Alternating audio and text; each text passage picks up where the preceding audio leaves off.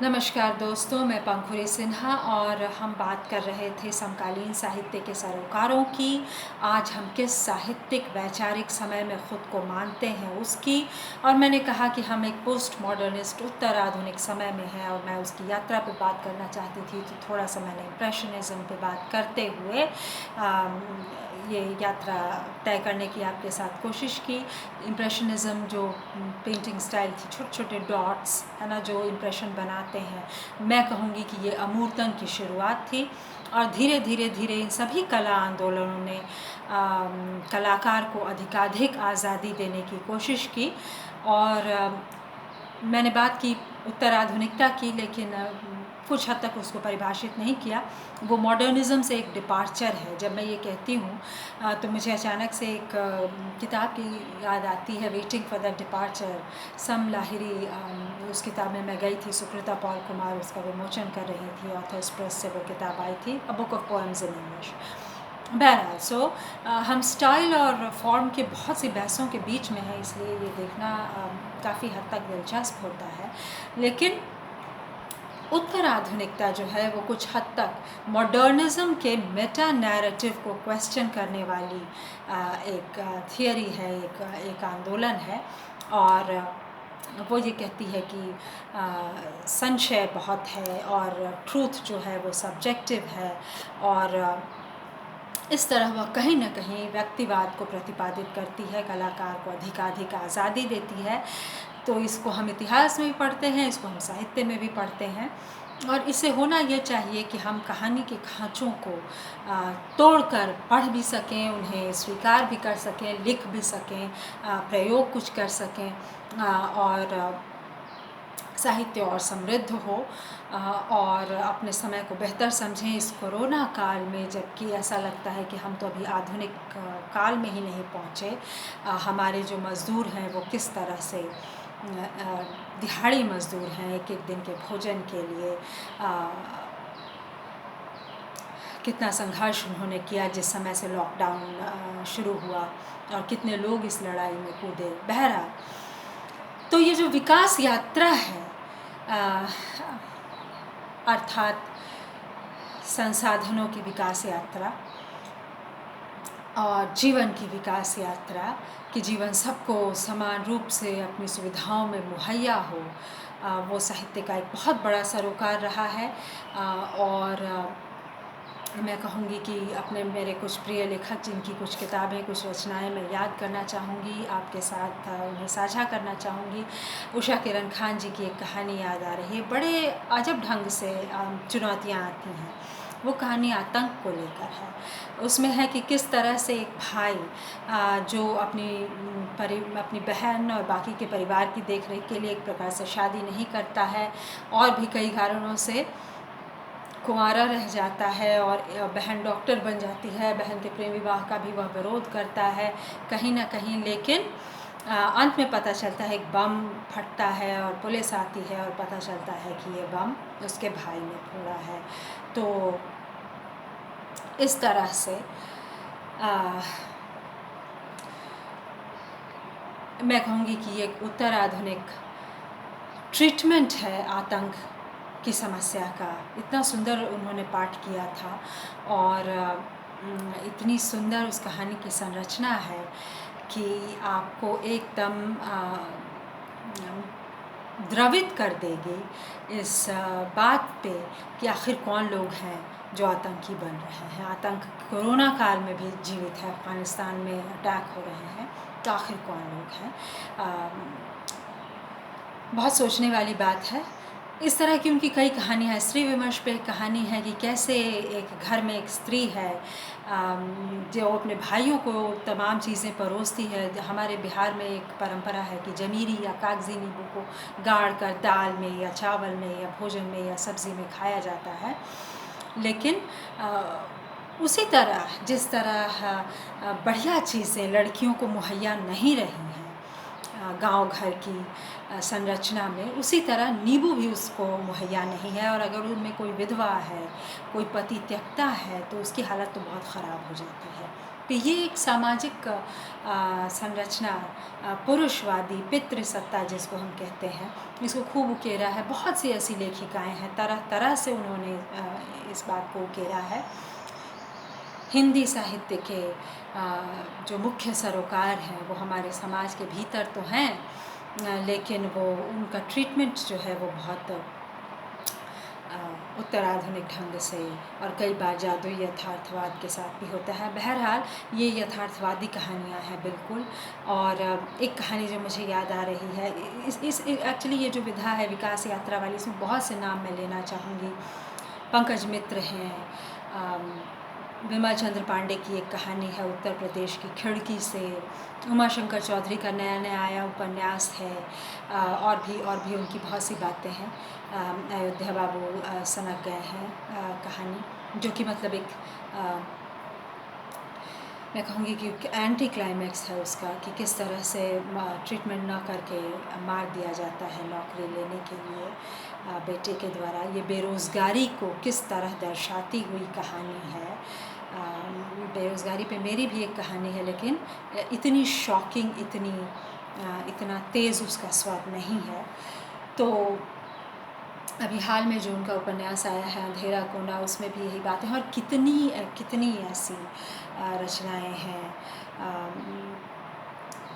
ठहरो पलामू आगे जंगल है वगैरह वगैरह। एक्चुअली मुझे राकेश कुमार सिंह की वह किताब भी याद आ रही है जो इतिहास में नहीं है, और गिरिराज किशोर की गाधी के जीवन पे पहला गिरमिटिया, क्योंकि ये भी ऐतिहासिक किताबों की श्रेणी में आती हैं। और यहाँ पे साहित्य इतिहास के ऊपर इसलिए ज़्यादा प्रबल हो जाता है, क्यों इसलिए केवल नहीं क्योंकि वो आर्काइव्स के लिमिटेशन को क्वेश्चन कर रहा है, जो इतिहास में नहीं है, कि आर्काइव्स के लिखने की भी, प्राइमरी सोर्सेज के लिखने की भी राजनीति रही है वगैरह वगैरह।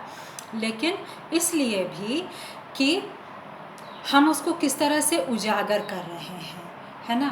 और हम साहित्य में वो क्या कुछ कह सकते हैं जो इतिहास टेक्निकली, इसीलिए ऐतिहासिक उपन्यास एक बार फिर से महत्वपूर्ण हो जाता है।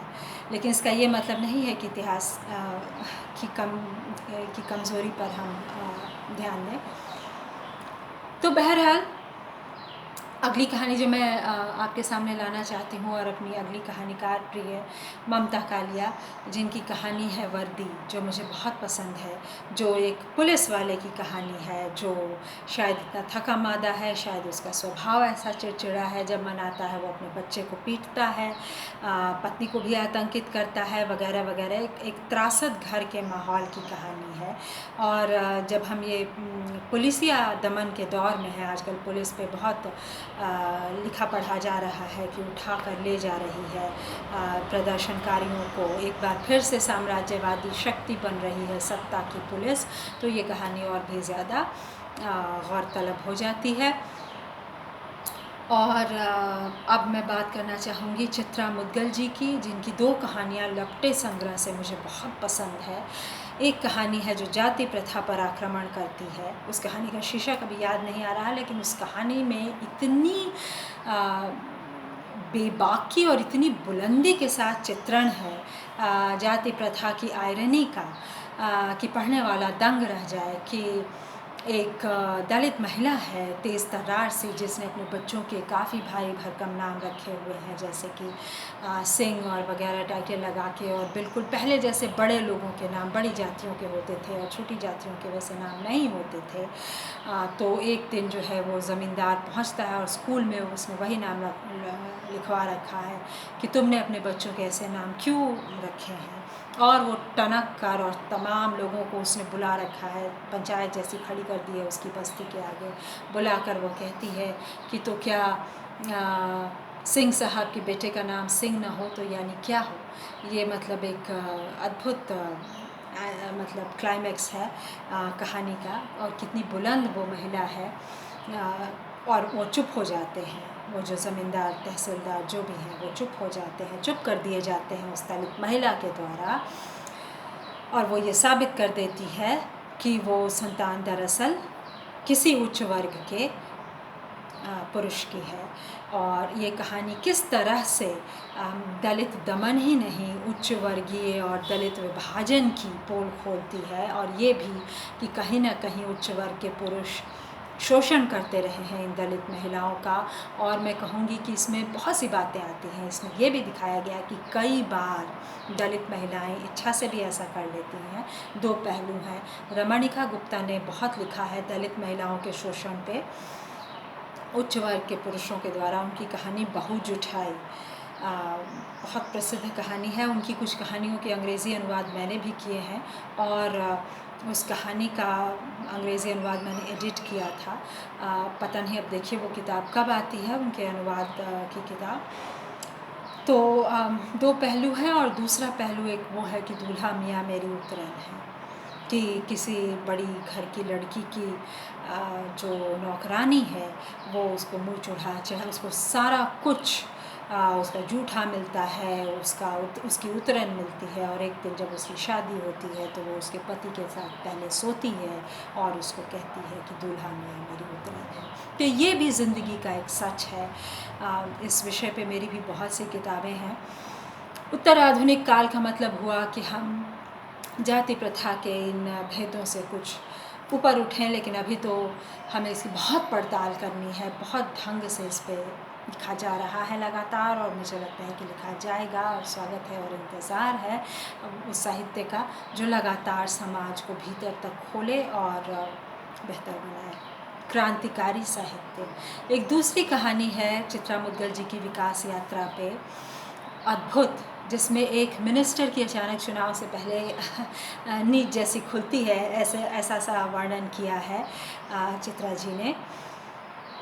वो अपनी कंस्टिट्यूएंसी में पहुंचता है और देखता है कि बच्चे जो हैं स्कूलों में न उतनी बढ़िया शिक्षा है, मैले कुचैले से बच्चे हैं, तो वो क्या करे अपनी लोकप्रियता बढ़ाने के लिए वो जो है वो उनमें साबुन, तेल, गमछा बंटवाता है, और फिर दौरा करके जब वापस उसी स्कूल में आता है और सब बच्चों से पूछता है कि भाई कैसा लगा तुम्हें इस्तेमाल करके, ये दरअसल उसकी कैंपेन यात्रा है। तो बच्चे जो हैं वो चुप। तो वो पूछता है कि भाई क्यों, आप लोग चुप क्यों हो, बोलो, जो हम तुम्हारे माई बाबू जैसे ही हैं। बहुत सुंदर वर्णन, बड़ी सुंदर भाषा। मुझे लगता है कि ये उत्तर भारत में बिहार या यूपी के आसपास की ही भाषा है। उसी क्षेत्र को उन्होंने अपना अंचल बनाया है इस कहानी का, कि हम तुम्हारे माई बाबू जैसे ही हैं, हमसे कहो क्या हुआ। और बहुत कहने के बाद बच्चे जो हैं वो कहते हैं कि गमछवा तो माई पंसरिया के दुकानवा में जाके बेच आई। तो वो कहते हैं कि बेच आई, क्यों बेच आई? तो माई कहत रही कि तू रोटी खइबे कि नहिबे। तो माई जो है वो गमछा बेच के पिसान ले आई। पिसान यानी आटा, गेहूं का पिसा हुआ, कि तुम रोटी खाओगे या तुम नहाओगे। तो यहाँ हम कुछ विडम्बनाएं देख सकते हैं, और ऐसे बहुत से उपन्यास हैं कितने, जिन्होंने दिखाया सरकारी स्कूलों की त्रासदी वगैरह वगैरह, सरकारी अस्पतालों की त्रासदी। लेकिन दोस्तों फिर भी हम जब हम इस बात को याद कर रहे हैं तो शायद हम ये कह सकते हैं कि कई जगह चुप्पी भी है। कई जगह जब हम सबाल्टर्न स्टडीज़ की तरह केवल मज़दूरों की बात करते हैं तो शायद हम उस भ्रष्टाचार को रेखांकित करने से कतराते हैं कि जहाँ मध्य वर्ग जो है वो सारी सहूलियतों को अपने घर में लेकर चला आता है। तो इसी सीरीज़ में मैं चाहूँगी कि कुछ और कहानियों को याद करूँ। स्त्री विमर्श तक पहुँचते हैं हम। ये एक बहुत बड़ा सरोकार है समकालीन भारतीय साहित्य का, और एक कहानी जो मैं, अब अनेकों कहानियाँ हैं, सुधा अरोड़ा जी की कई कहानियाँ हैं, और इन सभी लेखिकाओं की जिनकी मैंने अभी बात की। लेकिन एक कहानी जिसकी मैं बात करना, प्रज्ञा पांडे की अभी आई कहानी ऑफ वाइट। गीता श्री की कितनी कहानियाँ हैं, अभी एक एक करके याद करते हैं। सबसे पहले जया जादवानी की चाइल्ड बर्थ पे, बच्चे के जन्म पे एक कहानी है कि किस तरह एक संयुक्त परिवार में एक स्त्री को लगता है कि कुछ भी उसका अपना नहीं है, सब कुछ बाँटा बाँटा सा, हर कहीं दखल है और उसका अपना बच्चा होगा वही उसका अपना होगा। शायद स्त्रियों की कंडीशनिंग इस तरह से रही कि उन्हें सदियों से ये सोचने को कहा गया कि उसका बच्चा ही केवल उसका अपना होगा। बड़ी सुंदर सी कहानी थी, यही बात नहीं है, उसमें खूबसूरत सी बात भी है, लेकिन ये कहा जाता है स्त्रियों को, स्त्रियाँ तभी पूर्ण होती हैं जब वे माएँ होती हैं, वगैरह वगैरह। माँ होना बहुत गौरवशाली है, लेकिन बहुत सी स्त्रियाँ हैं पश्चिम में जिन्होंने माँ होना अस्वीकार किया, और हमारी सिमोन तो है ही हैं। तो खैर, गीता श्री की कहानी डाउनलोड होते हैं सपने वेश्यावृत्ति में खींच लिए जाने की कहानी है। एक बहुत गरीब तबके में जन्मी एक लड़की की जो दाई का काम करती है, जिसका पिता उस पर रोज़ बलात्कारी हमला करता है। माँ बचाने में कामयाब तो रहती है, लेकिन बहुत सी चोटें उसकी आत्मा को लगती हैं और वो बार बार ये सोचती है कि काश मैं सड़क की इस ओर पैदा ना होकर उस ओर पैदा हुई होती, जहाँ ये बड़ी बड़ी उच्च वर्गीय, मध्य वर्गीय हवेलियाँ और फ्लैट्स हैं, तो मैं कितनी खुश होती। उसके छोटी सी लड़की है, शायद टीनेजर होगी या अर्ली 20s में, और उसके छोटे छोटे भाई बहन हैं, और माँ मर जाती है, फिर उसके पास कोई वो नहीं बचता, और एक दिन वो ख़ुद को एक होटल के सामने बैठा हुआ पाती है और भीतर जाने से कतराती है। पुलिस वाले भी सामने हैं, पहली बार पे बातें हो रही हैं और पता नहीं क्या क्या वहाँ हो रहा है। अंततः उस कहानी में ये होता है कि वो जो एक आंटी हैं जो ये सब चलाती हैं, फोर्स तो नहीं करती, ज़बरदस्ती नहीं करती, वो लोभ देती हैं, जैसा कि आस्था फिल्म में भी दिखाया गया था। वहाँ तो खैर एक बहुत पढ़ी लिखी हाउसवाइफ इसमें खींच ली जाती है। तो वो जो ओमपुरी और रेखा की फिल्म थी आस्था, दिल दहलाने वाली। बहरहाल, तो इस फिल्म में ये होता है, इस कहानी में ये होता है कि उसी आंटी के 2 शोहदे आते हैं और उसको वहाँ से बचा कर ले जाते हैं, ये कहते हुए कि चलो तुम्हारा इस धंधे में काम मन नहीं लग रहा, तो हम तुम्हें डांसिंग ट्रूप में शामिल कर देंगे, तुम्हें वहाँ रोज़गार दिलवा देंगे। सपना सिंह की कहानियाँ हैं स्त्री अस्मिता पर। गीता श्री की एक दूसरी कहानी सोर मछली। गीता श्री ने बहुत सी कहानियों में इस प्रथा पर, इस ट्रेजेडी पर भी बहुत लिखा है कि पति शादी हुई और चले गए। जैसे कि एक कहानी है जिसकी नायिका है उमा कुमारी, जिसके पति की माँ ही उसका लगभग पकड़ुआ ब्याह करती है। वह पत्नी को पहली ही रात छोड़कर चला जाता है और वर्षों बाद लौट कर आता है। पत्नी उसको अपने सम्मान में अस्वीकार करती है। एक और कहानी है गीता श्री की सोर मछली, जिसमें बीड़ी फैक्ट्री में काम करने वाली एक बस्ती की कहानी है कि किस तरह से बहुत से लोग उसका काम करते हैं, और ये जो है इस नायिका का पति मछुआरा है, और एक दिन तूफ़ान आता है और वह बांग्लादेश पहुंच जाता है, उसको जेल हो जाती है, और जब वह छूट कर आता है तब तक इसकी दूसरी शादी हो चुकी होती है। उसमें बीड़ी बनाने वालों के जीवन का, उनकी खांसी का, तेंदू के पत्ते का बहुत दर्दनाक वर्णन है, ऐसा कि उसकी गंध आप तक पहुंचेगी बड़े दूसरे ढंग से अगर आप पैसिव स्मोकर हैं ख़ास करके। तो कोरोना काल में एक बार फिर ध्यान दें। तो वह आ जाता है जेल से छूटकर, तब तक इसकी दूसरी शादी हो चुकी है और ये नहीं लौट पाती है। तो न लौट पाने की 2 अलग अलग कहानियाँ स्त्री अस्मिता की गीता श्री के द्वारा। मनीषा कुलश्रेष्ठ की कहानी अंतिमा, जो पिता के द्वारा बार बार बलात्कार किए जाने की कहानी है, घर की सबसे छोटी लड़की की बड़ी दारुण कहानी है। मनीषा कुलश्रेष्ठ की बहुत सी कहानियाँ हैं जो बहुत चर्चित रही हैं। स्त्री अस्मिता पर भी तरह तरह की कहानियाँ सामाजिक विडंबनाओं पर, जैसे कि एक बिगड़ैल बच्चे, जैसे कि कठपुतलियाँ और प्रेम कहानियाँ उनकी अनंत हैं, लेकिन इस कहानी को मैं ख़ास तौर से लाना चाहती थी इस चर्चा में। और वंदना राग की कहानी आज शनिचरा चढ़ा है रे, जो भी पिता के द्वारा एक छोटे बच्चे के बलात्कार, छोटी बच्ची के बलात्कार की कहानी है। बच्चों के भी हो रहे हैं, पोप के द्वारा हो रहे हैं, ऑस्ट्रेलिया में भी केस लागू है। और इसकी बात करने के साथ साथ मैं एक बात कहना ये चाहूँगी कि इस थीम पे मैंने अमेरिका छोड़ने से पहले जो आखिरी फ़िल्म देखी थी वो इसी थीम पे थी। वो एक मर्डर मिस्ट्री थी। किस तरह स्टेपसन जो है वो स्टेप फादर जो है वो अपनी स्टेप डॉटर का बलात्कार करता है, माँ बेटी उसको मार देते हैं। The perfect stranger I think उसका नाम है। वो आखिरी फ़िल्म थी और वो फ़िल्म शायद मैंने अकेली देखी थी। एक और फ़िल्म मैंने देखी थी द लाइव्स ऑफ अदर्स, जो कि नाज़ी जर्मनी के सर्वेलेंस को लेकर थी। ये थीम मेरा बहुत प्रिय है। खैर बाहर तो काफ़ी कुछ इस पे लिखा जा रहा है। आप देखिए हिंदी साहित्य में क्या क्या होता है। इसीलिए मैं कह रही हूँ कि बहुत से प्रिय सरोकारों के साथ साथ मैं कुछ उन सरोकारों की भी बातें कर रही हूँ जहाँ चुप्पी मुझे लगता है कि है। तो एक जहाँ मुझे लगता है कि चुप्पी है वो यहाँ है कि हमने ब्रेकअप पे, उसके कारणों पे, तलाक पे, जन्मते जन्मते रह गए बच्चों पे, आकार लेती ज़िंदगियों पे कम लिखा है।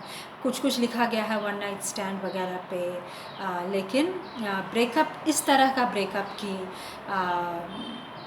जिसका लास्टिंग इम्पैक्ट हो, वो बच्चे जो पैदा नहीं हो सके वगैरह वगैरह। मेरी अपनी कुछ कविताएं हैं इस थीम पे और मैं आगे इस पे लिखना चाहती हूँ। तो मुझे लगता है कि ये हम सीधे ये कह दें कि ये भूमंडलीकरण की देन है, ये समस्याएं, ये कमिटमेंट इश्यूज़ पे बहुत कुछ लिखा जा रहा है धोखाधड़ी पे, लेकिन ये केवल भूमंडलीकरण की ही समस्याएं नहीं हैं। ये ऑर्गेनिकली भी हमारे समाज में आ रही हैं पितृसत्ता के डोमिनेशन की वजह से। तो ये कुछ स्त्री विमर्श, सामाजिक ढांचे को लेकर जटिल बातें हैं जिन पे बहुत अच्छा लिखा जा रहा है और आशा है कि और अच्छा लिखा जाएगा। बाल मन पे उषा राजे सक्सेना की बीमा बिस्मार्ट, और देखिए स्त्री विमर्श पे उनकी कहानी भूल गई, वॉकिंग पार्टनर, जो कि विदेश में वेश्यावृत्ति में शामिल दो लड़कियों की कहानी है। कहानी की जो प्रोटैगनिस्ट है, जो नायिका है और जो नरेटर भी है, वो उसको पार्क में अक्सर एक बेहद संभ्रांत महिला मिलती हैं अपनी दो बेटियों के साथ, जो नई नई मोहल्ले में आई हैं। आलीशान बंगला है, आलीशान गाड़ी है, और बाद में पोल खुलता है कि वो तो दरअसल बहुत ऊंचे दर्जे की वेश्याएँ हैं, और ये भी शायद कि इससे वो अपने पति का खर्चा चला रही हों। लेकिन दोस्तों ये माँ के द्वारा किया हुआ नहीं हो सकता है, मर्ज़ी से वेश्याएँ बन रही हैं, ये भी दिखाया जा रहा है। बहुत पहले एक कहानी छपी थी इस समस्या को लेके कि एक कॉलेज में पढ़ने वाली बहुत फास्ट लड़की कॉल गर्ल का काम करने लगती है केवल पैसों के लिए। तो खैर ये बहुत ये और हम वेश्यावृत्ति को डेटिंग से कंफ्यूज ना करें। डेटिंग जो है वो एक अलग बात है। ट्रेडिशनल भारतीय समाज में, पारंपरिक भारतीय समाज में मुझे लगता है कि डेटिंग की जो स्वीकार करने की क्षमता है वो बहुत कम है। और डेटिंग से यहाँ मतलब केवल फ़िज़िकल नहीं है, केवल बाहर जाके अगर आपने साथ चाय कॉफ़ी पी ली तो वो भी ज़रूर हमारे समाज की दृष्टि में आता है। और इस पे लड़कियों की इस त्रासदी पर भी, उनकी इस आज़ादी और उनकी इस आज़ादी पर रखी जाने वाली निगरानी पर भी, सामाजिक निगरानी पर भी काफ़ी कुछ लिखा जा रहा है। आशा पूर्णा देवी ने तो ज़रूर कहा है कि जो आज़ादी हमने इतनी लड़ाइयों के बाद हासिल की, उसे रेस्तरां में शराब पीने के लिए कैसे ज़ाया कर दें। बिल्कुल नहीं, लेकिन वो भी उस आज़ादी का एक हिस्सा है। और अगर वहाँ पर नियंत्रण है, स्वाधीनता है, अपने ऊपर नियंत्रण है लड़कियों का तो, और पुरुषों का तो खैर बाल मन पर मैं उस कहानी को याद करना चाहती थी। और उषा राजे सक्सेना जी की एक कहानी जो मैं और याद करना चाहूँगी वो है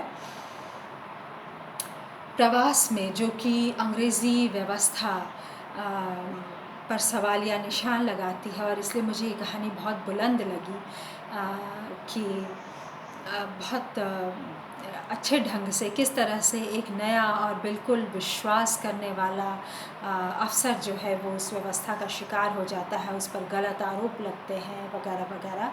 तो ये कहानी बीमा बिस्मार्ट कहानी के बिल्कुल उलट चित्र प्रस्तुत करती है, जहाँ बीमा बिस्मार्ट का जो पूरा अडॉप्शन का, उसके स्कूल पहुँचने का, स्कूल की शिक्षिकाओं के द्वारा उसे बहुत प्यार दिए जाने का चित्रण है, वहाँ व्यवस्था की सफलता दिखाई गई है। वह कहानी हमारे लिए आज के समय के लिए बहुत महत्वपूर्ण इसलिए है कि हमारे जो मज़दूरों के बच्चे हैं वो क्यों नहीं पढ़ रहे हैं, ये हमारे लिए आज का बहुत बड़ा ज्वलंत सवाल होना चाहिए। इस कोरोना काल में हम देख रहे हैं कि पॉवर्टी साइकिल से नहीं निकल पाने वाले लोगों की संख्या निरंतर बढ़ रही है। क्यों क्यों क्यों, ये सवाल उठाना बहुत ज़रूरी है। तो दोस्तों, मुझे ये लगता है कि हर सवाल का जवाब ढूंढने के क्रम में देशी के साथ साथ प्रवासी साहित्य को भी साथ रखना अच्छा होता है। अक्सर हम ये खांचा बना देते हैं कि प्रवासी साहित्य अलग है। प्रवासी से यहाँ मेरा मतलब है अप्रवासी, वो साहित्य जो विदेश में रचा जा रहा है या कम से कम विदेश के बारे में रचा जा रहा है, एक ऐसी जगह रहकर या ऐसी जगह के बारे में जहाँ जाने के लिए पासपोर्ट लगता है। बहुत से प्रवासी साहित्यकार हैं, धीरे धीरे हम उनकी चर्चा करेंगे। जैसे तेजेंद्र शर्मा जी की एक कहानी है जो बाज़ार पर प्रहार करती है कि किस तरह पंजाब के माहौल का उसमें वर्णन है कि बुखार में एक आदमी काम करने चला जाता है और जिस माहौल से वो आया है वहाँ ये है कि फ़लाने के घर में ये फ्रिज, फ़लाने के घर में वो टीवी, और पैसे की वो ज़रूरत वो महसूस करता है, अपना ध्यान नहीं रखता और शहीद हो जाता है।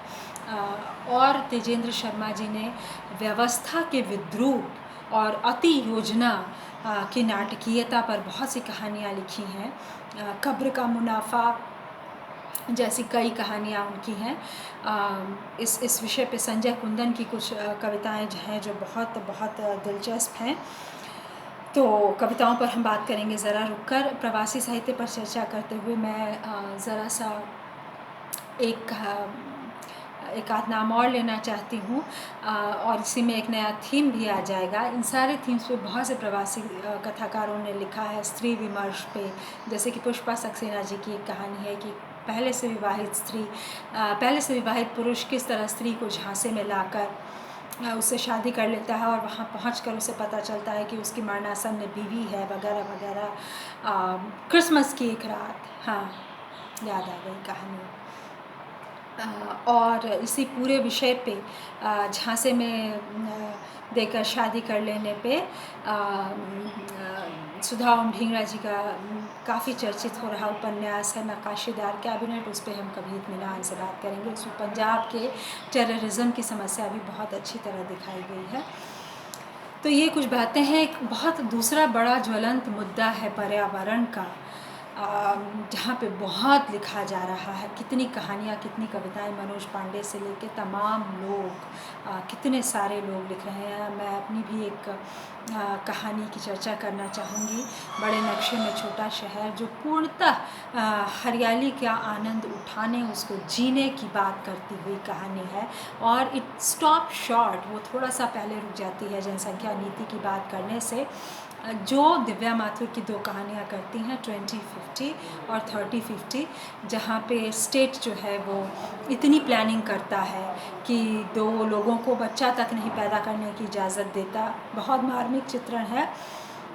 दूसरी कहानी 3050, जहाँ भूख के मारे लोग एक पैदा हुए छोटे बच्चे का शिकार करके खा रहे हैं।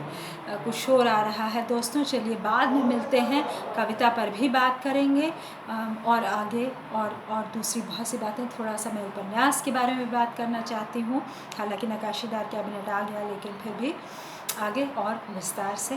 धन्यवाद।